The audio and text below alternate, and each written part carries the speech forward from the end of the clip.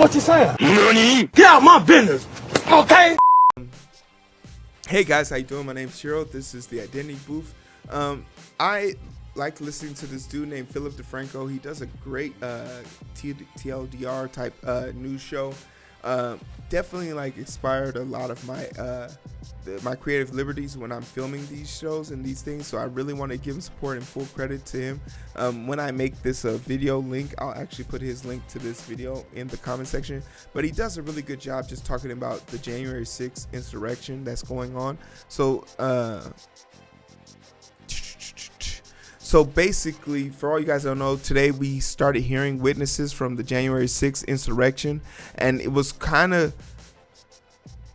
it's kind of been a whole thing, but I'll let him get into the whole a little bit of it real quick, and then we'll pick up with the story. January 6th met, and so far we've seen incredibly powerful testimonies from 4 police officers who were present that day. And as far as why it's taken over half a year to get to this point, I mean, you have Republicans doing everything in their power to prevent House Democrats from investigating what happened. Our Democrats want a bipartisan committee shot down by Republicans. The Democrats go, okay, we're gonna push forward. McCarthy, give us some Republicans. McCarthy then trying to push on several Republicans who have promoted the big lie about the election onto the committee, with Pelosi rejecting Jim Jordan and Jim Banks, who very notably voted to object to the results of the election. Well, McCarthy ended up pulling. Like, it's just crazy that people are sit here and argue with me and say they're the same. Democrats and Republican are the same. Really? Really? Maybe your brains are scrambled eggs. His picks, 2 Republicans are on the committee, with Liz Cheney and Adam Kinzinger joining the committee, which is incredibly important because we have seen a number of Republican lawmakers, like a surprising number, have been pulling out all the stops they can to get you to forget that Donald Trump supporters tried to take over the seat of democracy. They've been actively trying to rewrite history and push this false narrative downplaying what happened that day. And that's why it's so important we talk about this, because here we go. Well, we've seen Republican members of Congress describing the insurrection and insurrectionists like this. There was no insurrection, and to call it an insurrection, in my opinion, is a bold-faced lie. Watching the TV footage of those who entered the Capitol and walked through Statuary Hall showed people in an orderly fashion staying between the stanchions and ropes, taking videos and pictures. You know, if you didn't know the TV footage was a video from January the 6th, you would actually think it was a normal tourist visit. Which, I mean, that right there is an absolutely insane thing to say, to like not in any way address the countless videos we have inside and outside of the Capitol of this violent mob attacking the Capitol Police. And side note here, this is a plea and a criticism of YouTube. If you would please not suppress my videos when I try and show those videos, because the comparing and contrasting of the bullshit to what actually happened is important. How are you gonna kill a video search, discovery, and recommending because the truth is too gruesome and it's being denied? And so that's why the testimony today is so important, to compare and contrast what you just heard there, that bullshit, to testimony from the people on the ground. Today, we got to hear from DC police officer Michael Fanone, who rushed to the scene after violence broke out, describing the situation like this. There were individuals that were trying to grab a hold of my gun. I remember one of them distinctly lunging at me time and time again, trying to grab my gun.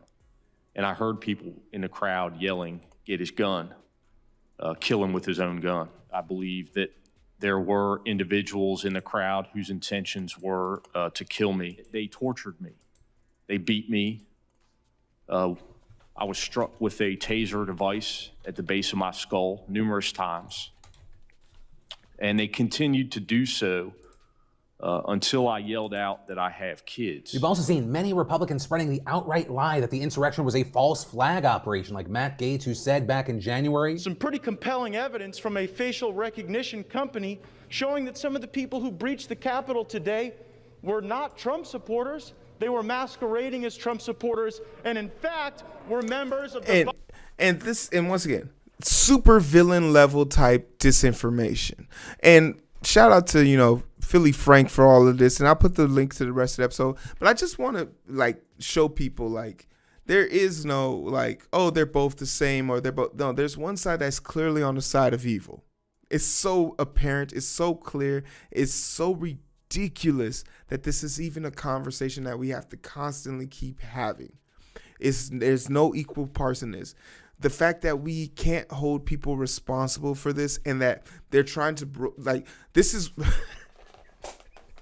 like the fact that they're trying to literally erase, like they talk about preserve our history, Why don't y'all want to recognize this? Why don't y'all want to recognize this?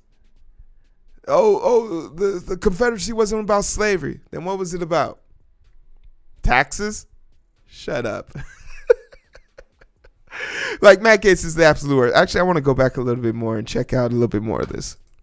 Violent terrorist group Antifa. Right, Gaetz and others want you not to believe your own eyes and ears. I understand this is like very obvious to anyone that's still tethered to reality. But I mean, it's so incredibly important and powerful when you compare and contrast Gaetz to the now numerous officers describing the attackers as Trump supporters, like DC police officer Daniel Hodges, who recounted his efforts defending the Capitol, from what he called a white nationalist insurrection led by individuals he repeatedly called terrorists and Donald Trump's people. Capitol Police Sergeant Aquilino Ganell also echoing that. I wasn't the worst terrorist fighting alongside these officers.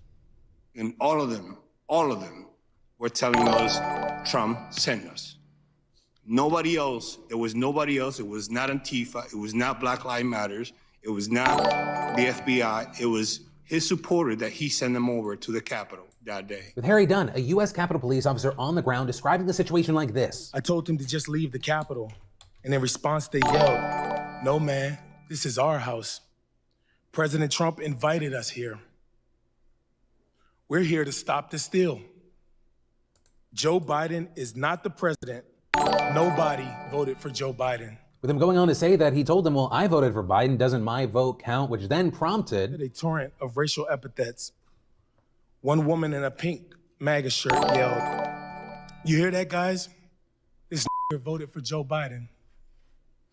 Then the crowd, perhaps around 20 people, joined in screaming, "Boo, f***ing n***." No one had ever called me a n*** while wearing the uniform of a Capitol Police officer. With Dunn going on to say that numerous other black officers also told him of similar instances with insurrectionists calling them slurs. Yet another black officer later told me he had been confronted by insurrectionists in the Capitol who told him, "Put your gun down and we'll show you what kind of you really are." With Dunn also going on to condemn Trump. And this is why I really wanted to talk about this story, because on its face, black people are the only people standing between like the fall of this country and like whatever bullshit random Republicans think is really going on. Black people are literally propping this country up still to this day. And we're suffering for it. Those are real American heroes, if I've ever seen them. There's no way you couldn't pay me enough money to defend the Capitol, even before the insurrection.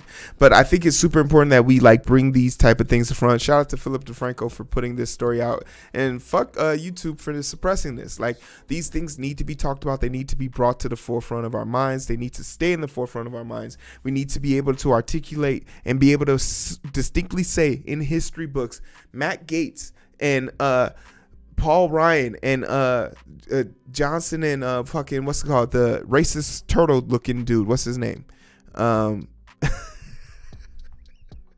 the racist turtle looking dude, we're all on the wrong side of history. It shouldn't be a hard delineation for us, but for some reason we're still having this conversation. But I appreciate having the conversation with you guys first and foremost. Thanks for liking, thanks for sharing.